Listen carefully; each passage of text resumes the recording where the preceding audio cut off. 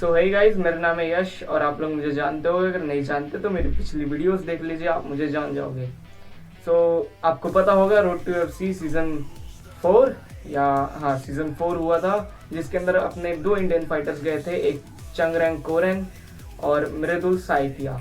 अभी चंगरेंग कोरेन की फाइट के बारे में कुछ डिटेल्स पता नहीं क्यों नहीं आई, और अनफॉर्चुनेटली मृदुल साइकिया अपनी फर्स्ट राउंड फाइट ही हार गए 37 सेकंड्स के अंदर, वो भी नॉकआउट से। वो एक चाइनीज मार्शल आर्टिस्ट के सामने हारे। बेसिकली हुआ क्या, उनकी स्ट्राइकिंग बहुत कम थी और उनका जो प्रेजेंस ऑफ माइंड और फाइट आईक्यू उतना अच्छा नहीं चला जैसे चलना चाहिए था। बेसिकली लेवल्स भी अलग होते हैं, लेकिन लेवल्स की बात करें तो मृदुल साइकिया 27 ईयर्स के थे और उनका ओपोनेंट 20 ईयर्स का था। तो 7 ईयर्स का एक्सपीरियंस गैप इतना बड़ा होना तो नहीं चाहिए। इतना बड़ा 7 ईयर्स बहुत ज़्यादा एक्सपीरियंस होता है एमएमए के अंदर, और मृदुल साइकिया के पास 7 ईयर्स का एडवांटेज था। और बेसिकली वो अपने प्राइम में भी थे, 22 से लेकर 28 32 या 33 तक प्राइम माना जाता है कि मिक्स्ड मार्शल आर्टिस्ट का। तो वो हार कैसे गए? तो बेसिकली पहली बात, इंडिया में उतनी अच्छी फैसिलिटीज़ नहीं है अभी मिक्स्ड मार्शल आर्टिस्ट के लिए, क्योंकि वो अभी ग्रोइंग स्पोर्ट है इंडिया में। और बात करें चाइना की, तो चाइना से बहुत सारे काया असाकुरा जैसे नाम इतने पॉपुलर और बेहतरीन मिक्स्ड मार्शल आर्टिस्ट निकल चुके। चाइना अपनी मिक्स्ड मार्शल आर्ट्स जैसे कुंफू के लिए भी जाना जाता है। तो फाइट शुरू होती है और मृदुल साइकिया बहुत अच्छी तरह से दिख रहे होते हैं, वो चेक कर रहे होते हैं पंचेस, लेकिन वो अपने आगे जाके पंचेस लैंड करने की शायद कोशिश, लेकिन फिर वो अपना गार्ड डाउन कर देते हैं, जिसकी वजह से उनकी जो लेफ्ट साइड है वो पूरी की पूरी एक्सपोज हो गई। और इसका पूरा फायदा उठाते हुए उनके अपोनेंट ने एक क्लीन हिट लैंड किया, जिसकी वजह से वो नॉकडाउन हो गए। और फिर उनके अपोनेंट ने उनका पीछे नहीं छोड़ा, जैसे ही वो एक केज के साथ चिपक गए उन बहुत ही ब्रूटल शॉट्स उनके और मारे, जिसकी वजह से फाइट खत्म हो गई। इस फाइट के ऊपर कुछ ज़्यादा बात करने की चीज़ थी नहीं, क्योंकि सिर्फ 37 सेकेंड्स की फाइट थी और हमें कहना पड़ेगा मृदुल साइकिया ने अच्छी फाइट नहीं करी जैसे उन्हें करनी चाहिए थी। अंशुल जुबली, तो गाइज हम बात करते हैं कि अंशुल जुबली अपनी 2 फाइट यूएफसी के अंदर हार गए, लेकिन अगर हम उनका रोड टू एफसी का उठा के देखें तो अब तक के one of the best Indian mixed martial artist है, जिन्होंने तीनों फाइटें जीती है। पहली फाइट उनकी नहीं हुई थी शायद से, लेकिन अपनी दोनों फाइट बहुत अच्छी और डोमिनेटिंग परफॉर्मेंस दी थी उन्होंने। तो अगर फिर से बात करें हम मृदुल साइकिया की, तो उनके लिए फ्यूचर के लिए बेस्ट विशेष। और अभी यूएफसी रोड टू यूएफसी के विनर्स भी डिक्लेयर हो गए हैं, जिनकी हम पूरी बात करेंगे और ब्रेक डाउन भी करेंगे नेक्स्ट वीडियो के अंदर। होमीज चलते हैं और जानते हैं कि आखिर इंडियन फाइटर्स इतना लैग क्यों कर रहे हैं यूएफसी जाने में।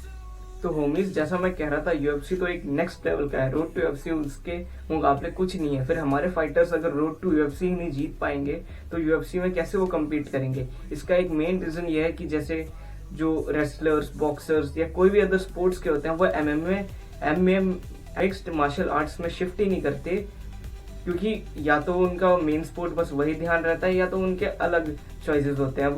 और अगर हम इंडिया के हिडन जेम्स के बारे में बात करें, जैसे अंगद बिष्ट और अंशुल जुबली। अंगद बिष्ट भले ही अपनी सेमीफाइनल की फाइट हार गए हो, लेकिन उनकी स्ट्राइकिंग और ग्रैपलिंग दोनों ही बहुत ब्यूटीफुल लगी थी मुझे।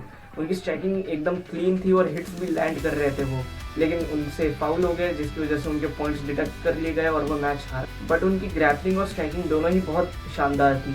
और अंशुल जुबली की बात करें तो वो आपको तो पता ही था, रोड टू एफसी में उन्होंने बहुत डोमिनेटिंग परफॉर्मेंस भी दी थी। वो अपनी सेकंड फाइट में उन्होंने ग्रैपलिंग कमाल की दिखाई थी और थर्ड राउंड में अपनी स्ट्राइकिंग प्रूव करी थी। सो गाइज, मेरा ऐसा मानना है, जब तक इंडियन एमएमए फाइटर्स अच्छे से ट्रेन नहीं करेंगे, कंडीशनिंग नहीं करेंगे और उनको एक अच्छा फॉरेन एक्सपीरियंस नहीं मिलेगा, तब तक वो यूएफसी में लैग करेंगे।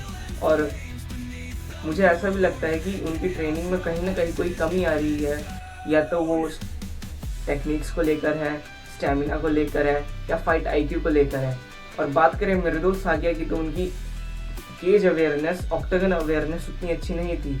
वो उनकी टेक्निक्स भी उतनी बढ़िया नहीं थी। ड्रिप करने के लिए उनके ना ही घुटने अच्छे से बेंड हो रहे थे, ना ही वो ड्रिप करने के लिए पूरी वो आधे एंट्री ले रहे थे। ड्रिप के लिए आपको पूरी एंट्री लेनी पड़ती है, लेकिन उन्होंने आधी ही एंट्री ली थी उन्होंने 3 बार ट्रिप मारने की कोशिश करी थी, फिर उनके पास लेग टेक डाउन का पूरा अच्छा खासा मौका था, लेकिन पता नहीं उन्होंने क्यों लिया।